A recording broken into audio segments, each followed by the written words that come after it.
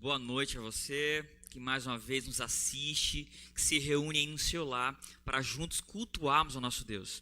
Antes de entrar no texto bíblico, eu quero agradecer a sua audiência e também mandar um abraço para todos os comportores da Missão Nordeste Maranhense, amigos, familiares, minha querida esposa também.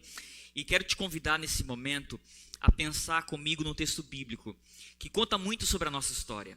Afinal de contas, foi a partir daqui que eu e você fomos alcançados por uma bênção muito especial. O texto dessa noite está no livro de Gênesis, capítulo 12. Abra sua Bíblia comigo. Gênesis, capítulo 12. E antes de nós lermos os primeiros versículos, eu queria te convidar a fechar os seus olhos. Oremos. Querido bom Pai, muito obrigado porque estamos com a Tua palavra aberta. Nesse momento, queremos que o texto bíblico fale conosco. Queremos que as Tuas verdades fiquem guardadas em nosso coração. Queremos viver conformidade com a Tua palavra. Dá-nos a Tua santa paz. Por Jesus. Amém. Você conhece muito bem a história do chamado de Abraão. Conhece os desafios e também sabe que ele foi chamado do homem da fé. O pai da fé. E o texto bíblico, a partir do versículo 1 do capítulo 12, diz assim: Ora, disse o Senhor a Abraão: sai da tua terra, da tua parentela, da casa de teu pai, e vai para a terra que te mostrarei. E de ti farei uma grande nação, e te abençoarei, e te engrandecerei o nome, se tu uma bênção. Abençoarei os que te abençoarem, e amaldiçoarei os que te amaldiçoarem. Em ti serão benditas todas as famílias da terra. Deus se encontra com Abraão e faz uma linda promessa. Interessante que a promessa aqui trata-se de uma bênção local. Deus abençoa a família de Abraão. Uma bênção nacional, porque Deus abençoa todos os descendentes dele, os filhos de Israel. E uma bênção universal também, porque todas as famílias da terra são abençoadas a partir desta bênção aqui. O interessante é que a partir desse momento, Deus agora convida esse homem a sair de onde estava e ir para um lugar distante. Eu queria ler mais alguns versículos com você, acompanhe comigo a leitura do texto. Agora a partir do versículo 7. Diz o seguinte: E apareceu o Senhor e lhe disse: darei à tua descendência esta terra. Ali edificou Abraão um altar ao Senhor que ali aparecera. Versículo 8. Passando dali para o monte ao oriente de Betel, armou sua tenda ficando em Betel, ao ocidente e Ai, e ao oriente. Ali edificou um altar ao Senhor e invocou o seu nome. Agora o verso 9. Depois seguiu Abraão dali, sempre para Neguebe. Havia fome naquela terra. Desceu, pois, Abraão ao Egito para aí ficar. Portanto, era grande a fome na terra. Abraão sai. Em cada cidade que ele passa, ele faz um altar. O interessante é que o altar é diferente dos altares dos outros povos. Sabe, não era um altar que tinha uma intenção de apaziguar a ira de um Deus. Não era para sacrificar pessoas. É um altar diferente. Cada altar que Abraão erguia representava que o Deus dele também era diferente. As pessoas que por ali passavam dificilmente iriam destruir aquele altar. Então aquilo que Abraão construiu ficava por muito tempo como um símbolo que o Deus dele era um Deus diferente. O interessante é que passando cidade após cidade, Abraão vai montando um altar a Deus. Vai em cada término da sua viagem, ele reconhece que o Deus que ele está servindo é o Deus verdadeiro, que reafirma a promessa no seu coração. Interessante que quando Abraão chega em Neguebe, acontece uma coisa bem diferente. A história diz que havia fome naquela cidade. Abraão não arma um altar ali, não constrói um altar em Neguebe. Pelo contrário, a história diz no versículo seguinte que Abraão desce para o Egito. E você pode acompanhar a partir do versículo 11. Ele vai para o Egito, porque na época o Egito tinha lindos pastos, tinha muitos grãos, havia recurso suficiente para manter a sua caravana, que incluía seu primo e vários animais, servos e servas. Abraão vai ao Egito, mas ao se aproximar de lá, ele teme por sua vida e ele se aproxima da sua esposa e diz o seguinte: Sara, não conta que você é minha esposa. Interessante, né? Nesse momento, Faraó fica interessado por Sara, toma Sara para si, e Deus vai até Faraó por meio de um sonho e diz assim: olha, devolve Sara ao seu marido, porque esta mulher casada, não toque nela. E Faraó vai falar com Abraão e questiona: olha, por que você mentiu, por que você disse isso? Entenda, e dá alguns presentes a Abraão, e depois de um tempo Abraão agora sai dali e volta para o mesmo lugar onde estava anteriormente. Abraão viaja e vai até Betel, aonde ele tinha armado um altar anteriormente, e agora oferece sacrifício a Deus. Só que Abraão leva consigo alguns presentes do Egito: servos, servas, animais, tesouro do Egito. Fica ali em Betel, quem sabe esperando que na próxima cidade as coisas se melhorassem. E ele agora vai em direção novamente a Negueb, e você pode acompanhar no capítulo 20, que ele agora se aproxima da terra de Abimeleque. Agora não estava mais no Egito, mas estava bem pertinho. E Abraão diz o seguinte: olha, Sara, não conta que você é minha esposa. Diz que você é minha irmã. A história se repetindo. Eu queria ler um texto interessante para você, que está a partir do versículo 6. A história diz que agora Deus vai lá em sonho e fala com Abimeleque e diz o seguinte: olha, devolve a esposa do homem, senão você vai morrer, Abimeleque. E ele, desesperado, diz o seguinte: Senhor, foi com sinceridade de coração que eu fiz isso. Eu fui sincero em minhas intenções. E o interessante ainda é que Deus diz o seguinte: olha, Abimeleque, sim, é verdade. É com sinceridade de coração que você fez isso mesmo. Eu reconheço que você tem um coração puro, mas ele é meu profeta. Abraão sai daquela terra novamente, querido, e continua a sua jornada. E agora eu quero refletir sobre algumas coisas importantes aqui. Primeira coisa importante desse panorama: é a primeira vez que a Bíblia chama alguém de profeta. É a primeira vez que a palavra profeta aparece no texto bíblico e se refere a Abraão. Deus diz: este é meu profeta. É a primeira vez também que Deus diz o seguinte: olha, Abimeleque, você tem um coração puro. É a primeira vez que Deus diz o seguinte: olha, este homem tem um coração puro. Você foi sincero. Espera aí. O profeta é aquele que é responsável em falar em nome de Deus. O profeta é aquele que é responsável em representar a Deus. Mas não é o profeta que tem um coração puro. O profeta do texto é o mesmo que mente. Triste, não? Vamos voltar um pouquinho para o mesmo texto que lemos desde o início. Abraão passa de cidade em cidade e constrói um altar ao Senhor.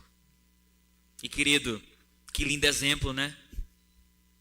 Quem dera eu e você todo dia construíssemos um altar para Deus, não de pedras ou com madeira, mas que todos os dias buscássemos o Deus de toda a terra, reconhecendo que Ele é o Senhor da nossa vida. Na verdade, nós temos a necessidade no nosso coração de fazer isso, de junto com a nossa família, reconhecer que Deus é Deus e adorá-lo, buscá-lo com intensidade, com seriedade, construir um altar. Abraão, onde passava, ele diz o seguinte: olha, o Deus do céu está me conduzindo até aqui.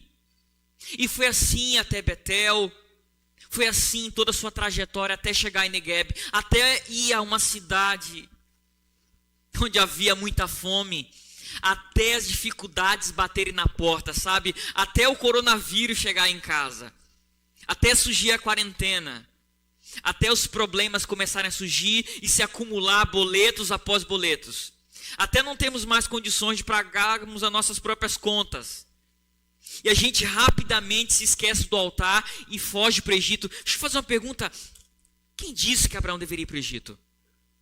Volta para o texto bíblico, por favor. Olha o texto com muita atenção. Em que momento Deus orienta Abraão a ir para o Egito? Em que momento Deus diz que é para ele ir para o Egito? Abraão olhou o que estava à sua volta e disse o seguinte: olha, o mais propício é este caminho e por aí que eu vou. As terras de lá são atraentes. Sabe, queridos, me veio à mente um outro texto de Isaías, capítulo 30, que diz que ai daqueles que consulta Faraó, que vão em busca de cavalos e de recursos, que fogem, que descem para o Egito sem consultar a Deus. Ai daqueles que fazem isso. Sabe, queridos, Abraão trouxe algo bem interessante de lá. Abraão trouxe um presente. Agar, uma serva. E com essa serva, ele teve um filho que não era para ter, que não era o filho da promessa. Com essa serva, ele teve diversos problemas familiares. Presente do Egito. Agora, Abraão está agora nas terras de Abimeleque. Abimeleque está com medo, o povo ficando doente, Deus dizendo o seguinte: olha, vai, pede a Abraão para orar por você, para que você seja curado, porque este é meu profeta. Mas eu reconheço, Abimeleque, que você tem um coração puro, que foi com sinceridade que você fez isso. Queridos, ser um adventista do sétimo dia, ser um pastor da igreja adventista, ser um ancião, ser um líder da igreja, não te faz um homem, uma mulher de Deus. Não faz. Sabe o que faz você um homem e uma mulher de Deus? Um relacionamento com Deus. Isso sim faz a diferença. Construir altar na sua casa. Ter um lugar de adoração. Ter intimidade com Deus. Prantear os seus pés, ser sincero. Abrir o seu coração para Ele como se faz um amigo. É cômico isso daqui, porque o homem que Deus chamou, Abraão, o profeta, parece que até esse momento não estava ainda com o coração contrito, não tinha entendido plenamente qual era o plano de Deus, qual era a vontade de Deus. Se dirigiu ao Egito e mentiu. Foi para as terras de Abimeleque e também mentiu. Aí você vai para o capítulo 25 de Gênesis. Isaac faz a mesma coisa e mente, dizendo que a sua esposa não era sua esposa. Mas também Jacó comete o mesmo erro e mente para o seu pai. Mente para o seu irmão, mente para a sua família. Mas o que dizer dos filhos de Jacó, que também mente para Jacó e vendem José para o Egito? E o que dizer dos filhos de Israel que saíram do Egito depois de 400 anos e continuam mentindo para si, mentindo para Deus, enganando a si mesmo? Sabe, queridos, Abraão, o grande líder, comete um grave erro que parece que pesa na geração, parece que isso afeta o seu filho. Eu queria que você que é pai, mãe, olhasse aqui nos meus olhos por um minuto. Olha para mim. Aquilo que você diz em casa, aquilo que você fala em casa, afeta diretamente a formação dos seus filhos. Não ensina os teus filhos a mentir, a dizer que você não está em casa quando você está. Sabe, Abraão não imaginou as consequências disso, mas não foi o fato apenas de dizer que Sara não era sua esposa, é que também depois trouxe uma serva que não era para trazer, teve um filho que não era para ter. Sabe, queridos, e parece que isso se torna um vício na vida da gente, porque você percebe, comece a olhar a história do povo de Deus no deserto e a partir de Abraão, parece que todas as vezes que chegamos a Negueb, onde há fome, todas as vezes que enfrentamos dificuldades, somos tendenciosos a recorrer para o Egito.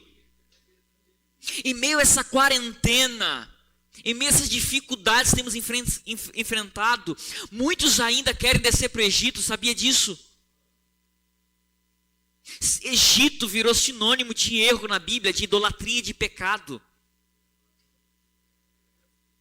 Sabe, queridos, queremos retornar, queremos voltar para a escravidão. Alguns ficam dizendo o seguinte: olha, nesse tempo de angústia, dificuldade, você não precisa ser fiel. Isso é mentira, isso é coisa de Satanás. Outros, em vez de dedicar o tempo para estudar a palavra, cultuar com a família, entram em séries e pós-séries, e 4, 5 filmes por dia, e hábitos piores. Parece que dentro de casa, na quarentena, o tempo está mais curto do que quando antes trabalhava. E você dizia o seguinte: olha, eu não tenho tempo para buscar a Deus, eu não tenho tempo para fazer culto com minha família, eu não tenho tempo para reunir os meus filhos, eu não tenho tempo para erguer um altar dentro de casa. Mas agora a gente está em quarentena. Eu pergunto para você: o que mudou na sua vida? O que mudou na sua casa? Olha para a história, é muito simples. Deus chama Abraão, abençoa Abraão, abençoa a mim e a você, porque aceitamos a promessa. Nos tornamos filhos de Abraão pela fé. Abraão sai dali, em cada cidade que ele passava, ele construiu um altar para Deus. Mas ao chegar em Negueb, ele não constrói um altar, ele desce para o Egito. E desce literalmente para o Egito. Ele mente, comete o mesmo erro a se aproximar das terras de Abimeleque. Isaac comete o mesmo erro, Jacó comete o mesmo erro. Os filhos de Israel continuam insistindo. O que Abraão estava fazendo? De onde ele tirou isso, que o Egito era a melhor saída? Talvez porque havia muito pasto para os animais, porque havia grão suficiente, quem sabe porque a terra era muito boa. Mas não foi para lá que Deus te mandou. Isso continua se repetindo todos os dias em nossa vida. Às vezes eu escuto, né? Quando alguns filhos chegam assim para os pais e falam assim: pai, mãe, eu quero ser pastor. Eu quero dedicar a minha vida à causa do evangelho. E o pai e a mãe falam assim: filho, por que você quer sofrer tanto, hein? E o curso de medicina, faz direito. Seja reconhecido, tenha status na sociedade. Faz algo de grande relevância. Quando uma jovem fala assim: olha, mãe, eu quero dedicar a minha vida, eu quero gastar-me na pregação do evangelho, eu quero ir para a Índia, para a China, para a África, eu quero viver a minha vida pregando. E algumas mães falam assim: filha, mas por que você está se odiando tanto? Faz isso não. Olha, o teu curso de psicologia já está na metade. Entra numa faculdade federal. Querido, não me entenda mal, não que isso seja importante, mas parece que mudamos muito o nosso conceito de cristianismo. Fomos influenciados de tal forma pelo mundo secular, que no passado, quando um filho dizia isso para o pai, o coração do pai ficava apertado, mas vibrava, porque o seu filho queria dedicar a sua vida a Deus e à causa de Deus. E isso hoje é diferente, traz temor mesmo, e somos os primeiros a dizer que não. Só que depois de alguns anos de faculdade, de trabalho, a gente vê pai dizendo assim: pastor, eu não sei o que aconteceu, mas desde que meu filho entrou na faculdade, desde que ele começou a trabalhar na empresa, ele mudou muito aqui em casa. É muito importante, é bom que você estude nas melhores faculdades, que você tenha os melhores empregos, que você prospere. Mas seja como Daniel em Babilônia, seja como José lá no Egito. Faça a diferença. Seja uma luz, seja uma bênção. Mas a nossa sociedade, os nossos pais não deveriam estranhar Quando seus filhos decidem se dedicar ou dedicar a sua vida à causa do Evangelho. Estamos olhando, queridos, estamos focados demais no Egito e nas terras do Egito. O povo de Israel, em sua caravana, constantemente queria retornar para o Egito. E você conhece bem a história. Outro dia eu estava lendo sobre a origem de uma doença. Acho que você vai conhecer muito bem. Alguns anos atrás, na verdade, hoje é considerado uma síndrome, né? Alguns anos atrás, houve um grande assalto na Suécia, na cidade de Estocolmo. Isso, quem sabe, inspirou até alguns filmes e séries que eu sei que você conhece. E aquele simples assalto a banco, que deveria durar algumas horas, acabou durando 6 dias. Mas o mais cômico desse assalto é que algumas das mulheres que estavam ali, que foram presas, que se tornaram reféns, acabou defendendo os bandidos, os seus opressores, protegendo de tal maneira ao ponto de arriscar sua própria vida.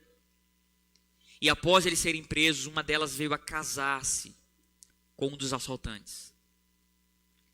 Depois de um tempo, começaram a analisar o ocorrido e verificar na história também relatos de escravos que se apaixonavam por seus senhores, ou de mulheres que sofriam algum tipo de abuso, algum tipo de violência e não denunciava o seu esposo.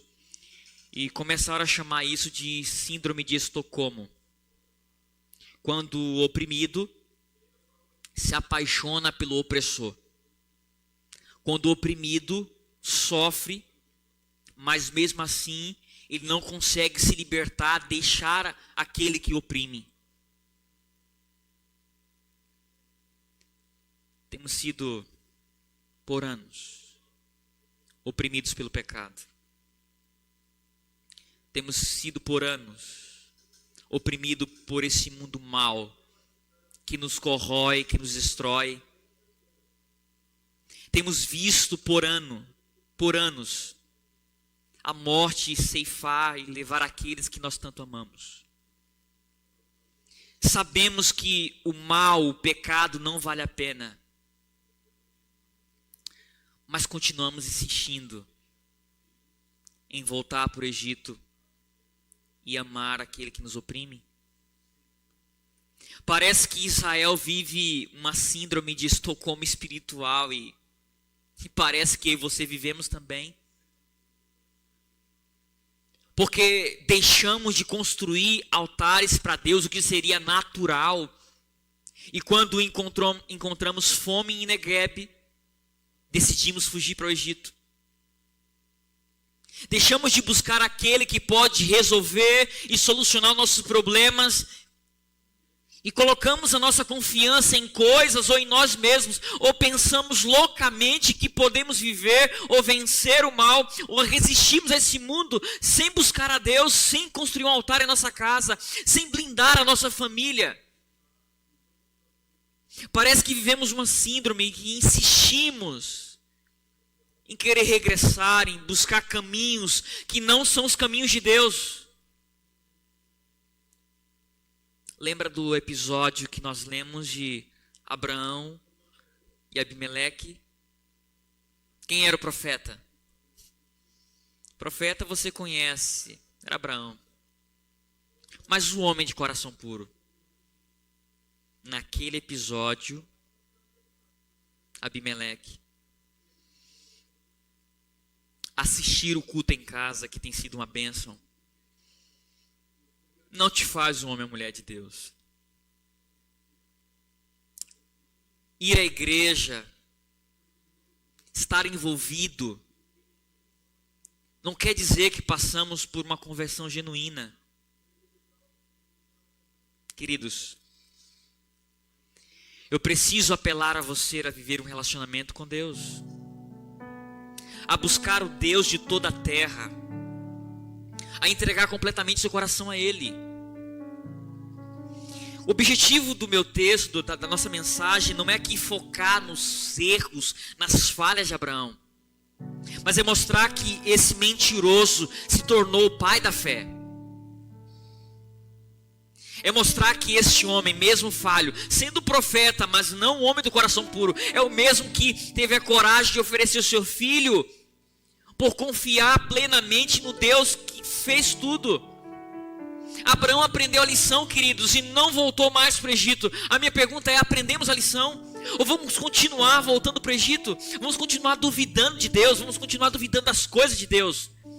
Vamos continuar ignorando o chamado dele de fazer um altar em nossa casa, de estudarmos a Bíblia, deixarmos de lado esse cristianismo superficial, pensarmos através da cabeça do outro? Ou vamos dedicar tempo ao estudo da Escritura? Sabe, queridos, você não pode ter uma vida espiritual movida por sermões, por apelos.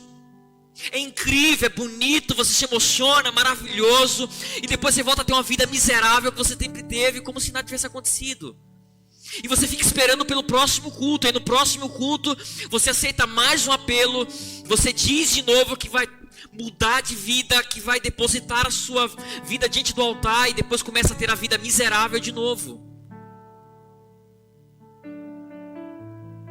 Olhando para a mensagem inspirada, uma grande autora, Ellen White, uma autora americana, ela citando a história de Abraão, ela disse: se Abraão fosse fiel, esses primeiros episódios que eu citei, não seria necessário que Deus provasse sua fé, pedindo para que ele entregasse o seu filho Isaac em sacrifício.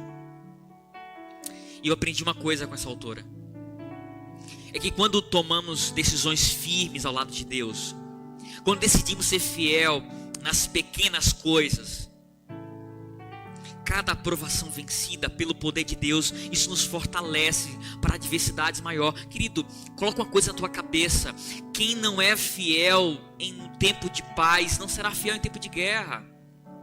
Para de achar que agora que tem coronavírus, que tem pandemias, que estamos vivendo em dificuldade, porque temos visto pessoas morrendo, que agora tua vida está transformada, porque você não sai mais de casa, você não peca mais, entre aspas, né? Você está confinado, você está lendo mais a Bíblia, só que daqui a pouco a pandemia vai passar, entendeu?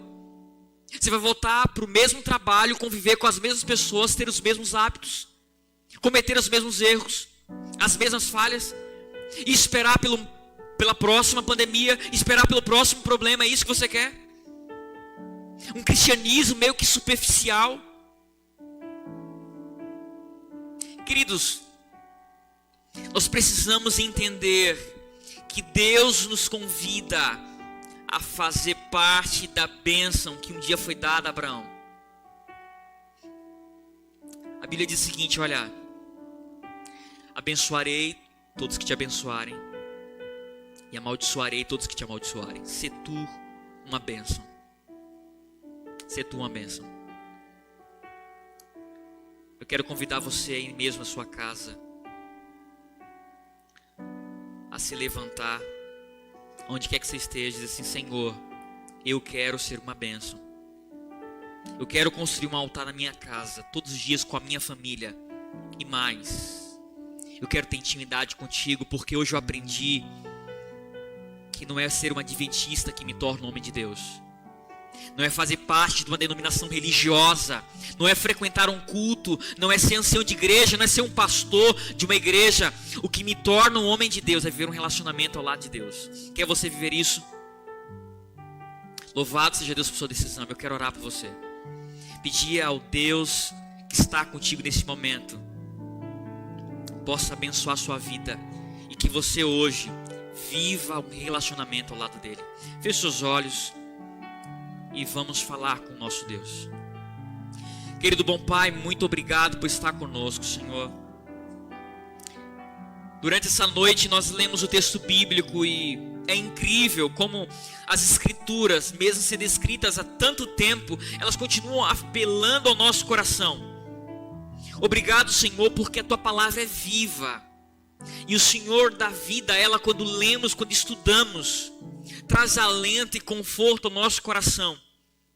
Obrigado, Senhor, porque entendemos através do texto bíblico que quando passamos a construir um altar ao Senhor, a consultar ao Senhor, a pedir a orientação ao Senhor. O Senhor conduza nossos passos, assim como fez Abraão, Senhor.